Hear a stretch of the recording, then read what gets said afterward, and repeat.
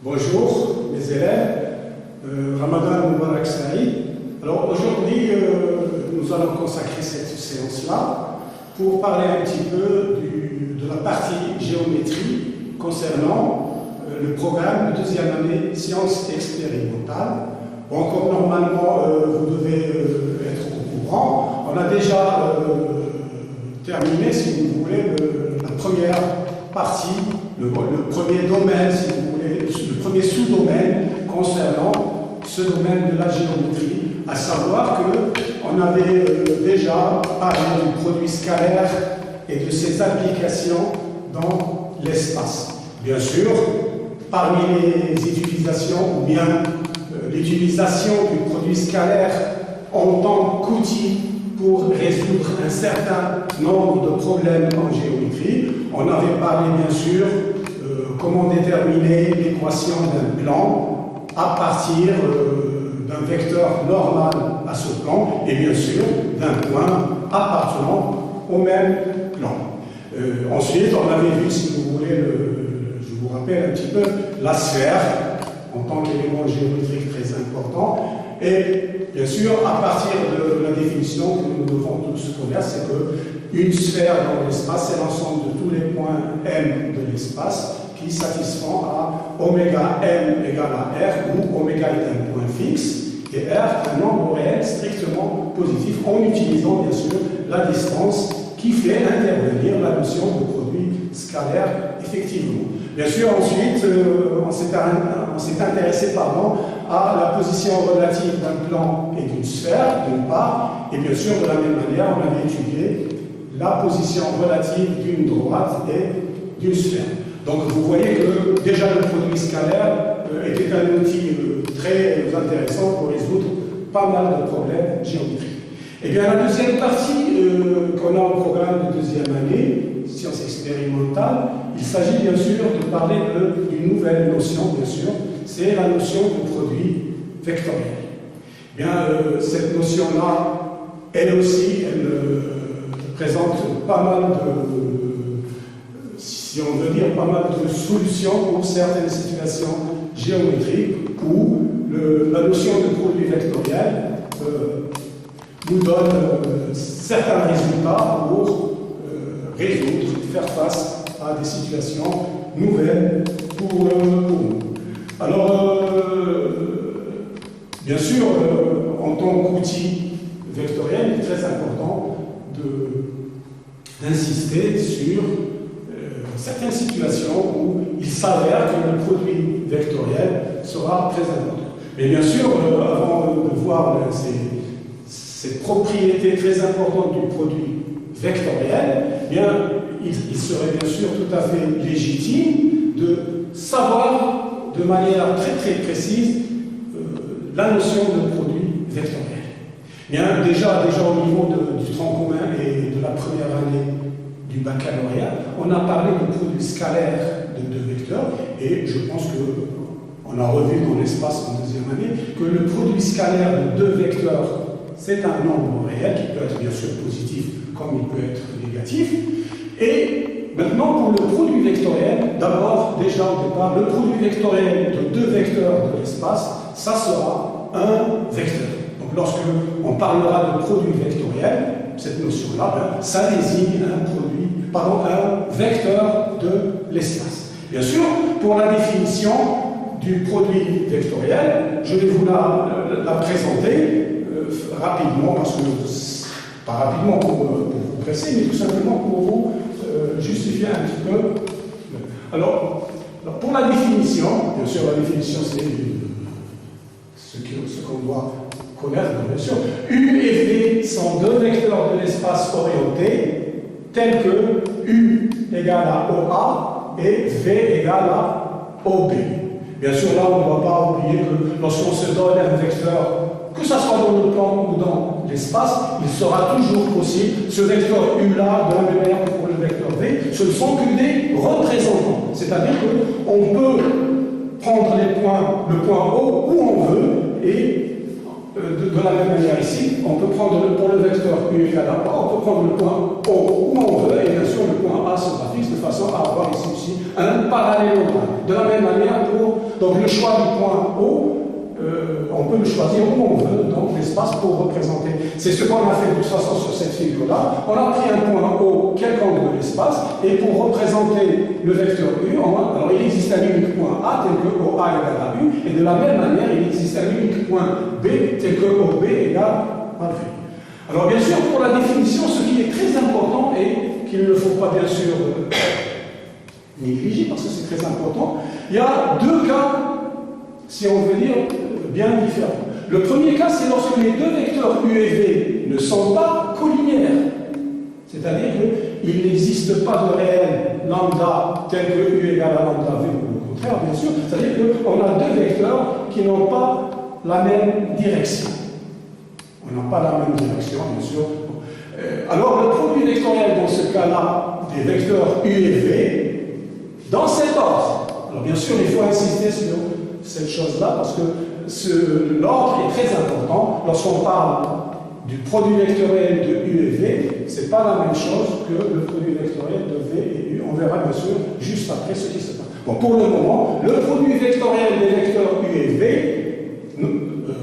dans cet ordre, bien sûr, notez, on lit ça U vecteur, V c'est la notation conventionnelle qu'on utilise, et le vecteur W égale à OC défini par. Donc là, à partir de ça, il faut bien comprendre que le produit vectoriel de deux vecteurs, c'est déjà un vecteur et pas autre chose. Donc c'est un vecteur W égale à OC défini par. Alors si vous voulez, on a ici ce qu'on peut appeler trois contraintes. La première, c'est que la droite OC est perpendiculaire ou orthogonale, c'est pas tellement différent. La droite OC est perpendiculaire au plan OAB, donc ce qui veut dire que la droite OC doit être perpendiculaire ou orthogonale au plan OAB. Voilà ici le plan OAB, c'est le plan qui est ici défini par les trois points non alignés OA. Parce que les vecteurs là ne sont pas collinéaires, donc les trois points O et B définissent un unique plan qu'on appellera bien sûr le plan OAB, puisque nos trois points sont non alignés. C'est une condition nécessaire, le non-alignement des trois points pour s'assurer qu'on a déjà un plan OAB. Et bien la droite OC, c'est-à-dire que le point C tel que W égale à OC, forcément appartiendra à la droite OC qui est l'orthogonale au plan OAB, passant bien sûr par le point O. Ça, c'est, si vous voulez, la première contrainte à voir. Ensuite, le trièdre OA, OB, OC est direct. Alors, bien sûr, on ne va pas revenir trop longtemps sur la notion de trièdre qui a été déjà présentée lors du cours précédent. Alors, le trièdre OA, OB aussi, il s'agit bien sûr de trois demi-droites ayant une même origine qui est O, bien sûr, vous le voyez là, c'est simple, et qui ne sont pas coplanaires. Ces trois demi-droites ne doivent pas être dans un même plan. Donc vous voyez, elles sont, c'est le cas ici, puisqu'on prend la droite OC orthogonale, donc les trois droites OC, OB et OA ne sont pas coplanaires, pardon. Donc, et il doit être direct.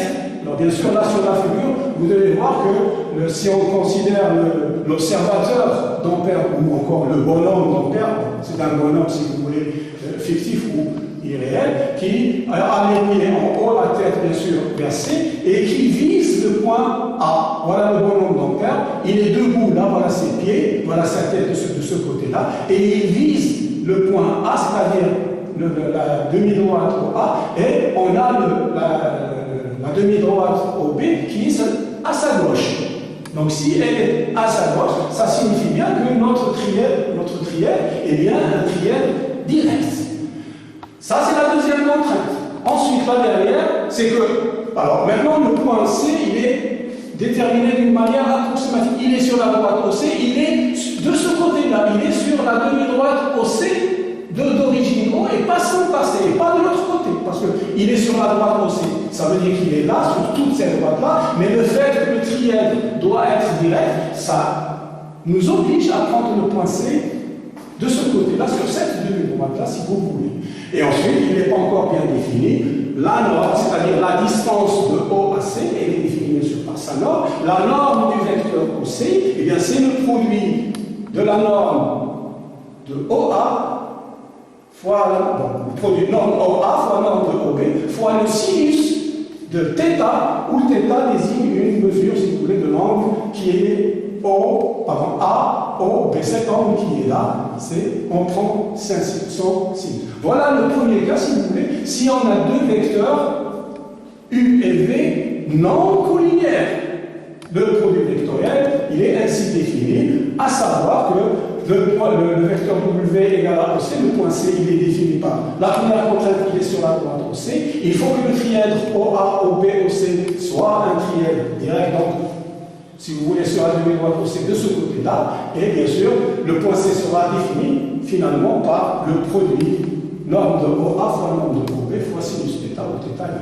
Le dernier cas, qui est un cas très simple, si U et V sont collinéaires, alors le produit vectoriel des vecteurs U et V est le vecteur nul. Et là, je prends entre parenthèses une petite remarque à travers des expériences avec vos anciens camarades, pas tous bien sûr, je ne parle pas de tout le monde. Il y a quelques élèves qui, des fois, par omission ou par manque de concentration, ils écrivent U vectoriel V, ou pardon, A, B vectoriel AC égale à 0.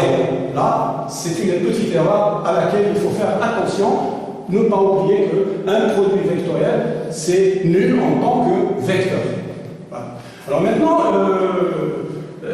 nous allons, je pense qu'on a été un petit peu lent sur la définition, mais je pense que tout le monde est passé. Alors maintenant, nous allons passer, ce qui nous importe le plus, bien sûr, c'est l'utilité du produit vectoriel et à quoi il va nous servir, bien sûr, pour faire face à certaines situations en mathématiques. Alors bien sûr, c'est des remarques et des résultats très importants, bien sûr, qui sont... Alors le produit vectoriel des vecteurs U et V ne dépend pas du choix du point O, puisque les vecteurs étant donnés, on peut toujours se ramener, puisque lorsqu'on parle d'un vecteur U, on va, au fond, on parle d'un représentant, donc le choix du point O n'est pas très très important. Deuxièmement, si W égale à U vectoriel V, c'est-à-dire ce qui signifie que si le vecteur W, c'est le produit vectoriel des vecteurs U et V, dans cet ordre-là, alors bien sûr, W est orthogonal à U et W est orthogonal à V. C'est-à-dire que si on a par exemple un produit vectoriel AB vectoriel AC égal à un certain vecteur que l'on peut appeler ce qu'on veut, eh bien le produit vectoriel il sera toujours orthogonal à chacun des deux vecteurs que nous avons. Autre propriété très importante, trois points A, B, C de l'espace, bien sûr, orientés des fois, c'est toujours l'espace orienté, sont alignés si et seulement si le produit vectoriel des vecteurs A, B et AC est nul. Ça, c'est une propriété que l'on peut retenir. Si les trois points A, B et C sont alignés, alors A, B vectoriel AC est nul. Ça vient bien sûr, ça provient de la définition, c'est tout simplement le deuxième cas que nous avons vu. Puisque si les points A, B et C sont alignés, et ça signifie directement que les vecteurs A, B et AC sont collinaires, donc le produit vectoriel dans ce cas-là est le vecteur nul, et j'insiste, c'est le vecteur nul. Donc, là, en utilisant les propriétés, si vous voulez, de la logique, bien, on peut dire que A, B et C alignés est équivalent à AB vectoriel AC nul. Alors, en considérant la contraposée, bien sûr, si on a AB vectoriel AC différent du vecteur nul, non Q implique non P, eh bien, on aura les trois points A, B et C non alignés. Donc, c'est la question qui est récurrente pour les sujets du baccalauréat. On ne travaille pas seulement pour le baccalauréat, mais pour votre formation aussi. Lorsqu'on vous demandera calculer un produit vectoriel et en déduire que les points, par exemple A, B vectoriel, AC, vous trouvez le produit vectoriel, et on vous demande en déduire que les trois points ne sont pas liés, et tout simplement là, la justification, c'est le produit vectoriel est non nul. Voilà, ça c'est très important. Donc bien sûr, là aussi on peut dire que dans le cas où on a un produit vectoriel partir bien sûr de cette situation, si on a 3 points A, B et C, et on sait que AB vectoriel AC est différent du vecteur nul, ça signifie d'une part que les 3 points A, B et C sont non alignés, d'une part, et d'une autre part, ils définissent un unique plan que l'on note en général le plan P égale à A, B, C, c'est-à-dire c'est le plan défini par les 3 points A, B et C. Donc là, vous voyez l'utilité du produit vectoriel. Voilà un résultat très important. Normalement, on sait déjà répondre à cette question avec les résultats qu'on a déjà eu en première année. C'est-à-dire, on prend 2 vecteurs, ensuite les effets déterminants extraits, vous savez la suite. Donc là, le produit vectoriel, si on a déjà calculé le produit vectoriel, eh bien, c'est tout simplement suffisant de dire qu'il est non nul, c'est-à-dire non différent du vecteur nul, et ça suffit pour affirmer que les 3 points A, B, C sont, bien sûr, non alignés. Alors, bien sûr, là, ça va nous aider un petit peu. Vous voyez, on peut utiliser cette propriété-là pour déterminer l'équation d'un plan A, B, C, bien sûr, parce que, bien sûr, condition sine qua non, si les 3 points A, B, C ne sont pas alignés. Alors, bien sûr, je vais vous donner une petite remarque très rapidement. Si on prend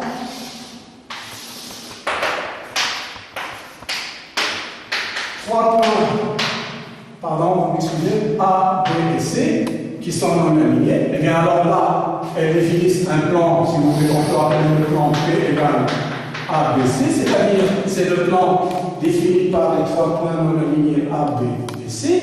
Et bien, si on a déjà le produit vectoriel, on a déjà calculé le produit vectoriel, on doit trouver bien sûr un vecteur non nul. Alors ce vecteur-là, ça sera après. Ça, ce vecteur-là, pardon, je peux le dire, c'est le vecteur. Je peux en général, on l'appelle N. Je pense que le vecteur N égale produit vectoriel, le vecteur AB et AC. C'est un vecteur qui est normal au plan P défini par les 3 points ABC, bien sûr. Pourquoi il est normal? Eh bien parce que le vecteur N égale à AB vectoriel AC, il est orthogonal à AB d'une part, et il est orthogonal à AC d'une autre part. Donc là, vous voyez qu'on a deux droites qui sont séquentes. Donc c'est suffisant pour affirmer que le vecteur N est un vecteur normal au plan. Et bien sûr, on va utiliser cette propriété-là. Si on a A, B et C, 3 points non alignés de l'espace, et bien tout simplement, regardez bien ce qui va se passer, pour n'importe quel point N, ou là, pour qu'un point N doit être dans le plan, et bien il suffit tout simplement que je peux prendre n'importe quel point. Le point A, le point B ou le point C, ça signifie tout simplement que N, le produit scalaire, il faut faire attention, le produit scalaire de vecteur N et AN est nul. C'est ce qui est écrit là. Voilà la justification, si vous voulez, de ce qui est là. Le point N appartient au plan ABC, et bien c'est équivalent à dire que AN scalaire N égale 0. Là, il faut faire attention, mes chers élèves, que j'ai considéré le produit scalaire et non pas le produit vectoriel. AN scalaire N égale 0 en tant que réel, puisque là je parle du produit scalaire. Où N, bien sûr, désigne le produit vectoriel AB vectoriel AC. Bien sûr, dans la pratique, les questions récurrentes, je reprends un petit peu nos épreuves, que ce soit au niveau des devoirs surveillés en terminale ou bien même pour le baccalauréat, les questions sont un petit peu, parce que c'est le problème et le cadre de référence qui oblige, calculer le produit vectoriel, en déduire que les 3 points A, B, C ne sont pas alignés, en déduire une équation du plan défini par les 3 points A, B, C, bien tout simplement, cette relation-là est très importante pour résoudre. Alors, il suffit bien sûr. Alors, en général, pour être un petit peu subtil, il faut être un petit peu subtil parce qu'on ne travaille pas. Il faut essayer de choisir. Moi, j'ai mis ici AN, vous pouvez prendre BN ou CN, et suivant les données que vous avez, choisissez le point où il y a, où les coordonnées sont les plus faciles à manipuler. Si par exemple vous avez un point où il y a 2 zéros, bien sûr, il faut le considérer parce que ça évite de faire des petites erreurs qui peuvent arriver à tout le monde. Bien sûr, l'erreur est humaine, on n'y peut rien, mais bien sûr, il faut se concentrer. Voilà pour cette propriété 3. Alors maintenant, nous allons passer Donc je pense que je pense que tout le monde a bien saisi ce que je suis en train de dire ici. Si on a 3 points A, B et C non alignés, ils définissent déjà un plan unique, c'est le plan ABC passant par les 3 points A, B, C. Et pour avoir une équation cartésienne de ce plan-là, eh bien tout simplement on utilise M appartient à ABC au plan, ça signifie que AM, alors là vous le voyez là, n'importe quel point que vous prenez là, eh bien AM avec le produit scalaire avec M, c'est nul. De la même manière pour CM, ça sera aussi, ça donnera 0. Alors maintenant on va passer à d'autres propriétés, bien sûr, qui nous serviront. Alors bien sûr, la même chose, alors A, B et C étant 3 points non alignés de l'espace orienté, vous me pardonnez pour ça, orienté, l'aire du triangle ABC est donné par SABC égale à 1 demi la norme du vecteur AB. Voilà, c'est la norme du produit vectoriel AB vectoriel. C'est un résultat qui se démontre facilement. Bien sûr, est-ce que je peux donner une petite indication? C'est très simple à retenir. Voilà, je vais prendre un petit bilan pour vous montrer comment les choses se passent. C'est très simple, ça vient des résultats que vous connaissez déjà au niveau même du primaire, pour ne pas être trop. J'ai pris ici un triangle A, B et C, et bien sûr, là je prends, vous savez bien pourquoi, la projection orthogonale du point C sur la droite AB. Vous savez déjà, si on désigne par S indice ABC l'aire du triangle ABC, bien au niveau du primaire, je pense au sixième du primaire, on vous a déjà dit que l'aire du triangle c'est 1 demi AB fois CH. C'est la moitié, si vous voulez, du produit de la base fois la hauteur. C'est un résultat qui n'est pas nouveau pour vous, bien sûr. Je le soumets. Donc voilà. Alors bien sûr, là, comment on va. Alors bien sûr, or, si je considère cet angle-là, l'angle BAC, je peux dire que le sinus de BAC, le sinus de cet angle-là, et bien sûr là, j'ai pris l'angle-là, mais je vais me restreindre à ce triangle-là ici, AHC. Et bien tout simplement, le sinus de BAC, c'est si vous voulez le côté opposé, donc CH, sur l'hypoténuse dans ce cas-là, vous voyez bien que c'est AC. Je pense que ça doit être clair, il n'y a pas beaucoup de difficultés. Donc, on peut déduire CH, c'est AC fois, si vous voulez, le sinus de l'angle BAC. Vous voyez, ça tombe par hasard, BAC. Donc, c'est ce que vous êtes en train de préparer là. Donc, CH égale AC, d'où, alors en revenant, SABC, je désigne pas SABC là, c'est 1 demi fois le AB que nous avons là, fois le CH qui est autre que AC, fois le sinus de BAC. Et le sinus de BAC, c'est le sinus des angles entre deux. Et là, bien sûr, ça doit vous rappeler quelque chose. Ça, c'est 1 demi, pardon. Ça, c'est la norme du produit scalaire. Pardon, vous m'excusez. Je vais reprendre ici un petit peu pour. C'est égal à 1 demi, la norme du produit vectoriel. Voilà, en revenant bien sûr, d'où la justification, si vous voulez. Bon, j'ai été un petit peu rapide, mais vous aurez l'occasion de reprendre lentement. Bon, de toute façon, ce que vous aurez, si on vous pose cette question-là, vous aurez déjà calculé le produit vectoriel. Donc, il suffit tout simplement d'appliquer SABC, l'aire du triangle ABC, c'est 1 demi fois AB, 1 demi, la norme du vecteur AB vectoriel, c'est-à-dire du produit vectoriel. Voilà, donc vous voyez que c'est un outil très performant pour recalculer sans revenir à calculer. Alors la cinquième propriété, si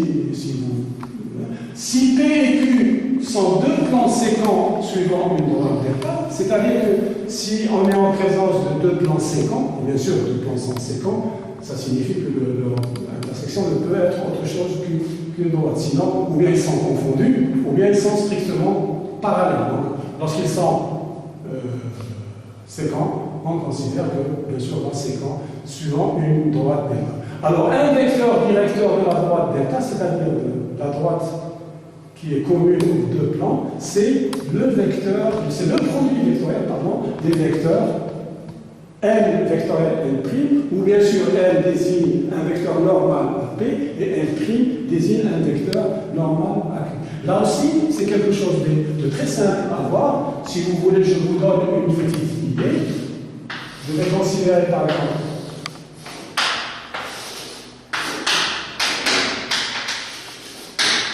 deux plans, pour avoir une figure un petit peu plus, vous m'excusez, je prends deux vecteurs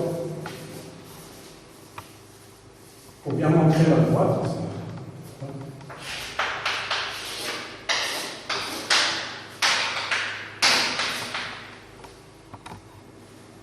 Voilà un plan et voilà un plan Q. Eh bien, si vous prenez un vecteur directeur de la droite, ça c'est la droite, bien sûr, il faut prolonger la droite delta, et bien, puisque le vecteur directeur de la droite delta est déjà dans le plan P, puisque la droite entière est dans le plan, un vecteur normal à P sera orthogonal à ce vecteur-là, le vecteur directeur. Et de la même manière, puisque la droite D est dans le plan Q, et bien un vecteur normal à Q sera orthogonal au vecteur directeur de la droite, ce qui prouve qu'un vecteur directeur de la droite delta, c'est un vecteur, c'est le produit vectoriel, bien sûr, à un coefficient. Je peux prendre n'importe quel vecteur lambda fois le produit vectoriel, ça sera un vecteur directeur, bien sûr, à condition qu'il ne soit pas nul. Voilà, ça c'est un résultat qui est très intéressant parce qu'avec le calcul, lorsqu'on a l'équation cartésienne d'un plan P, l'équation cartésienne d'un plan Q, pour l'intersection, on revient à une représentation paramétrique, ça prend beaucoup de temps. Donc vous voyez l'efficacité ici du produit vectoriel. Ensuite, un résultat très important et qui nous servira bien sûr après pour l'étude de la position relative d'une sphère et d'une droite, c'est la distance d'un point oméga à une droite donnée D. L'espace est muni d'un repère orthonormé directeur J, soit D une droite passant par un point A et deux vecteurs directeurs U, un vecteur directeur U. La distance d'un point oméga de l'espace à la droite D est donnée par distance de oméga à D égale la norme du produit vectoriel A oméga. Donc, là, on connaît A, on connaît oméga.